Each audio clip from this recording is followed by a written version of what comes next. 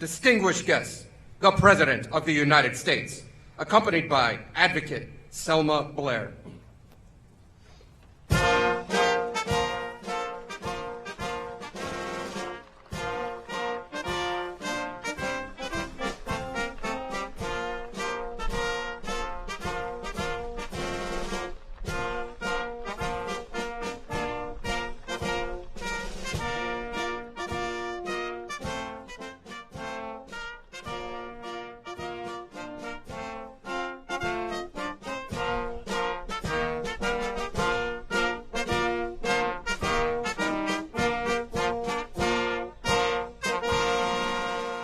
Down.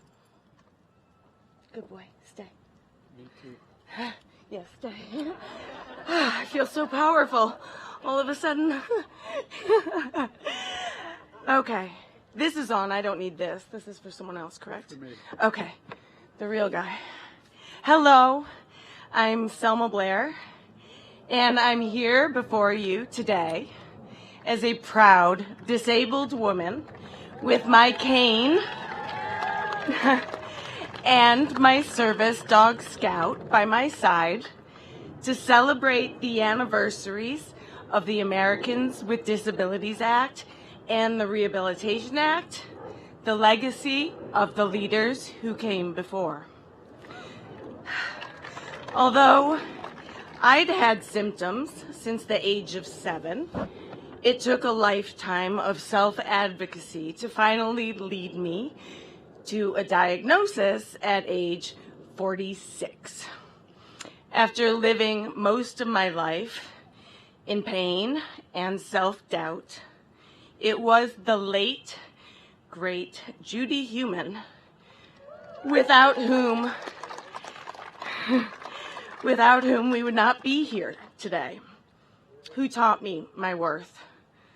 Looking out at all of you, seeing so many of the people she mentored and befriended, I see the beauty of how she prepared the next generation of community leaders I stand proudly alongside today.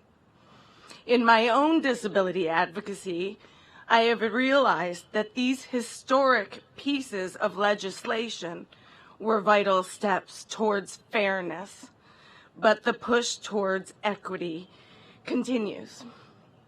Our laws and policies must reflect that our disabled lives are not of lesser value, and in partnership with the disability community, the Biden-Harris administration is working to do just that, breaking down barriers that exist today in transportation, healthcare, education, employment, voting, and more.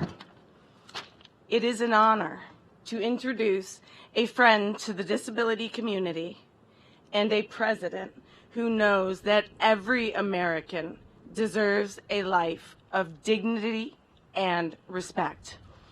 President Joe Biden. Scout, release. Scout, release. Side. Thank you. Oops. No.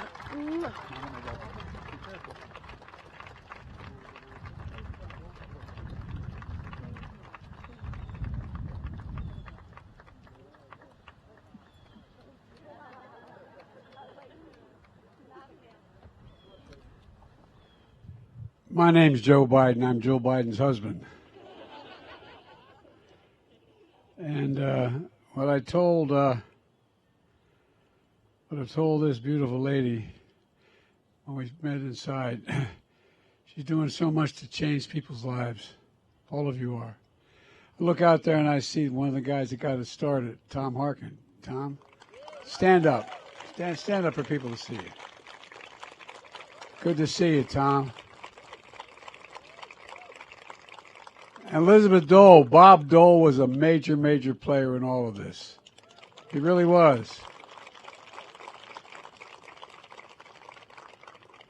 I remember getting in trouble because someone was criticizing Bob Dole on the floor for why do we need curb cuts, why do we need all those kinds of things. And I got myself in trouble. Anyway. But he's a great, and there's so many really important people here that made all this possible. Tammy Duckworth, she's too young. Steny Hoyer. Steny. Yeah. Madeline Dean. Jared Huffman. I think they're supposed to be here.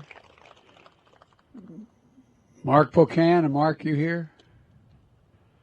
Well, I guess what? Mary Kay Scanlon? I keep telling them I think we're related. I found out when I went to Ireland, they did my genealogy, and they say, I got a Scanlon in the background, so you may be I may be your 19th cousin. Jan Sikowski. Jan, good to see you. And Dina Titus. Look, and by the way, is Tim Shriver here? Tim, thank you, pal. You've been there the whole time, and the Special Olympics have changed. It's incredible what you've done. And I'm not going to read all the organizations because you get sunstroke by the time I get finished doing that. But look, I want to welcome you all to the White House. And Selma, thank you for the introduction, but more importantly, thank you for your advocacy. Your advocacy has given people hope. You've changed people's lives, along with the rest of you who are here. You know, Kamal and Doug are here. I want to thank them for being here. They're strong supporters as well. And I want to thank you, Kamala, for your leadership. We're joined by many members of Congress, as I said, and including some of the biggest champions of this disability rights community. And I think I've gone through most of the names already. But here's the deal. You know, a big thanks to the courageous activists here who work so hard to make the country more accessible and more just. You know, one of my first acts as a United States Senator, I know I don't look old enough to do it, but one of my first acts was I was a co-sponsor of the Rehabilitation Act, which was the first time in the nation's history we declared in law what we knew to be true, that Americans with disabilities deserve dignity, respect, and an equal chance at the American dream. The Rehabilitation Act is one of the most consequential civil rights laws in our nation's history, banning discrimination on the basis of disability by any entity funded by the federal government. You know, it promoted equal access to our communities, authorized independent living services, and research that supports disabled people in living their lives that they want to lead. Folks, but after the Rehabilitation Act was signed into law, its implementation was delayed. In response, disability advocates staged sit-ins named for the section of the law that the government had failed to implement. One of those was, as you've already mentioned, Judy Heumann, who we lost earlier this year. And we're joined today by so many of Judy's family and friends. Would her family stand up, any of Judy's family?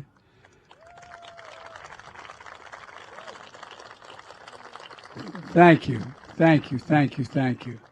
As an infant, you all know Judy contracted polio and lost the ability to walk. At the age of 5, she was prohibited from entering kindergarten because her principal deemed her wheelchair a fire hazard. Judy turned that pain of this rejection and the many more that followed into purpose. After the Rehabilitation Act passed, she led demonstrations in San Francisco, testified in congressional hearings, demanding that the people in power actually implement the law that was passed. And after 4 years of protests, Judy and disabled activists all over the country were successful. History shows it's often not the people in power, but the power of the people that moves the nation forward. And all of you did. The Rehabilitation Act laid the groundwork for another landmark law celebrated today, the Americans with Disabilities Act. Steny Hoyer led the charge in the House, along with Major Robert Owens. And Tony Coelho, I don't know. as well as Tom Harkin and Bob Dole. They led the fight in the Senate. You know, I was enormously proud to be a Senate co-sponsor. Today, 3 decades after his passage, many of us can still recall the America where a person with disability could be denied service in a restaurant or a grocery store, where an employer could refuse to hire because of the disability. And when we passed this law, we made a commitment to build an America for all Americans, for all Americans. Perhaps most importantly, we did it together. This was a bipartisan bill signed into law by Republican President George H.W. Bush 33 years ago on this spot in the South Lawn of the White House. It marked progress that wasn't political but personal for millions of disabled American veterans and families. Folks, for more than 61 million Americans living with disability, these laws are a source of opportunity, meaningful inclusion, participation, respect, as my dad would say, the most important of all, dignity, being treated with dignity. Ensuring the American dream is for all of us, not just for some of us. A bulwark against discrimination and a path to personal independence. And for our nation, these laws are a testament to our character as a people, a triumph of values over selfishness. But of course, these laws didn't bring an end to the work we need to do. Disabled Americans are still 3 times less likely to have a job. They're often earn less for the exact work someone else is doing who's not disabled. Too often, disabled Americans are unable to vote, to get to and from work and school, to enjoy public spaces. But thanks to all of you, we're continuing to make progress. In my first few months in office, I was around to sign an executive order, proud to do it, establishing a government-wide commitment to advancing equality and equity in federal employment, including for people with disabilities. It brought together the Department of Labor and the Office of Personnel Management to ensure that we're making the federal workplaces all over, fully accessible to people with disabilities. So the dignity and rights of disabled Americans are lifted in every policy we pursue. The whole purpose of engaging my Labor Department is to help protect workers with disabilities and fight to end the unjust employment practices. You know, we're also helping state and local governments, businesses and nonprofits access federal funds to hire more disabled Americans. And we continue to make sure this administration looks like America, appointing people with disabilities to positions all across our government.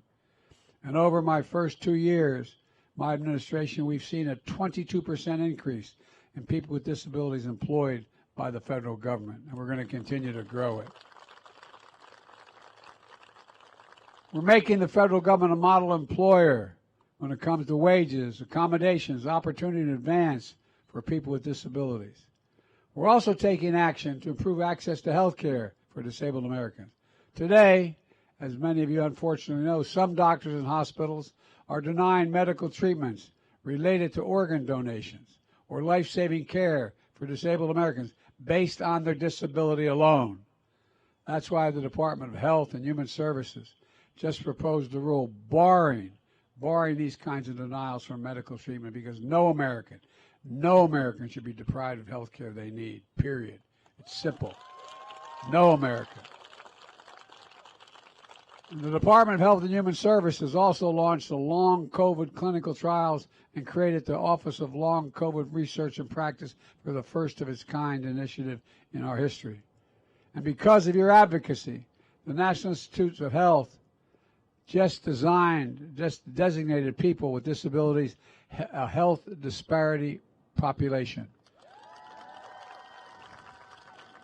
Now, you all know what that means, but I'm going to try to briefly explain that to people listening, which opens up new funding for research into unmet health needs specific to disabled Americans. We also launched ARPA-H to drive breakthroughs in biomedicine to prevent, detect, and treat diseases including cancer, diabetes, Alzheimer's, and other neurological diseases like MS. The American Rescue Plan provided billions of dollars to all 50 states, all 50 states, to expand home and community-based services under Medicaid. So,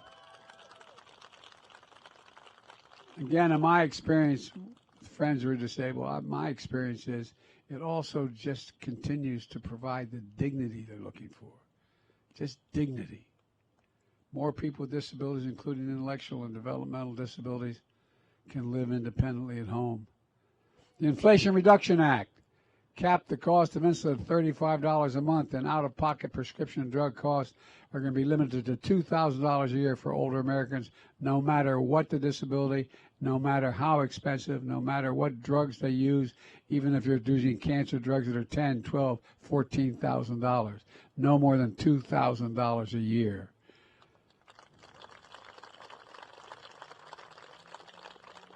Our bipartisan infrastructure law makes the biggest investment ever, $1.75 billion to make transit and rail stations more accessible.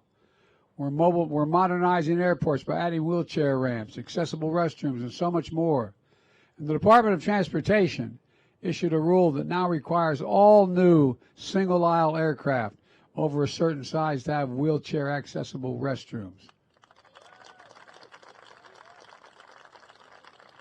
The Department of Justice proposed standards for state and local governments to make their internet content and mobile apps more accessible to disabled Americans so they can easily do things like travel to and from work and school, care for themselves and their loved ones, and vote.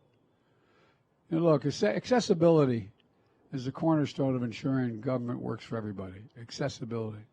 So let me close with this. Judy Heumann, in reflecting on her life, wrote, and I quote, "Change never happens at a pace we think it should. It happens over years of people joining together, strategizing, sharing, and pulling all the levers they possibly can." Well, that's the story we're celebrating here today. Progress hard fought and won, making real our nation's founding promise that every American has a right to be recognized and respected for who they are. And millions of Americans with disability, this is a source of identity and power. This is the essence of the disability pride. Look, folks, it's the essence of what Judy and so many of you here today have fought so hard for, and the progress we'll continue to make together. Folks, as I look out on all of you, I can honestly say I've never been more optimistic about America's future, and I mean that from the bottom of my heart. Never. We just have to remember who in hell we are. We're the United States of America. There is nothing beyond our capacity if we set our mind to do it and we work together. And folks, there's so much more. Because it's so hot out here, I don't want to keep you, but folks, the fundamental research going on for all the various disabilities is staggering. It's staggering. And for example, whether it's ARPA, we're spending billions of dollars on research and development for health disparities. Everything from, anyway, I won't. But it's because of you all. You all not only had the physical courage to deal with whatever your disability is, those of you who are in this community, but you stood up. You spoke for everybody else. You spoke not just for yourself, but for everybody. You've changed people's lives for the better. You've given people hope. You've allowed them to regain their pride, their dignity, and be able to do what they want to do as best they can. So I think this is just the beginning. I think someone's going to be standing here 20 years from now talking about how fundamentally it's changed across the board. Across the board. We can never stop. God bless you all, and may God protect our troops. Thank you. Thank you.